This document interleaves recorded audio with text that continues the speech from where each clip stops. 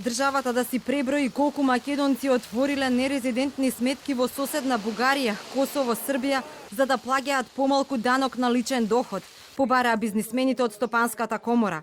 Данокот во соседството е 10%, а со прогресивното даночување во земјава кое се воведе од почетокот на годинава, заплатите поголеми од 90.000 денари се плаќаат 18% данок. 51% од анкетираните 200 компании од комората одговориле дека прогресивното даночување не влијаело на нивната работа.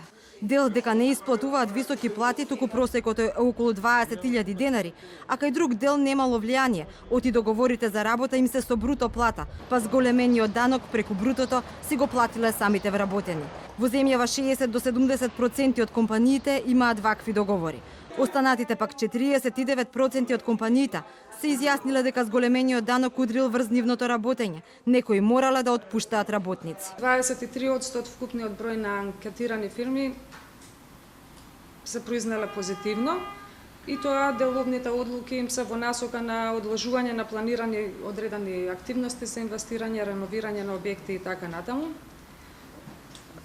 Понатаму дел од нив кажале дека биле принудени да ги намалат трошоците преку намалување на вработени, а добар дел на компаниите од IT секторот практично кажаа дека ваквата промена во даночната политика предизвикала зголемување на цените на услугите. Според податоците на комората, ефектите од зголемениот данок врз буџетот не се такви какви што планираше владата. Така за 7 месеци од данокот на доход се собрани 10,3 милиарди денари или 16% повеќе од истиот период лани.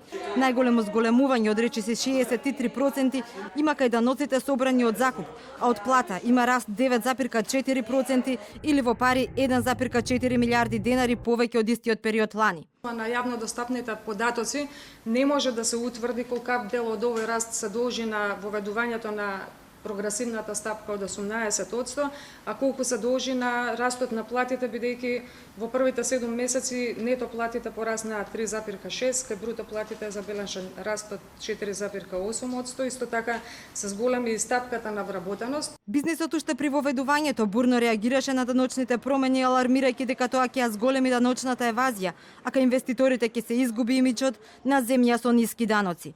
Институциите се уште не излегоа со прецизни бројки. Министерката за финансии Нина Ангеловска вели уште се анализираат податоците.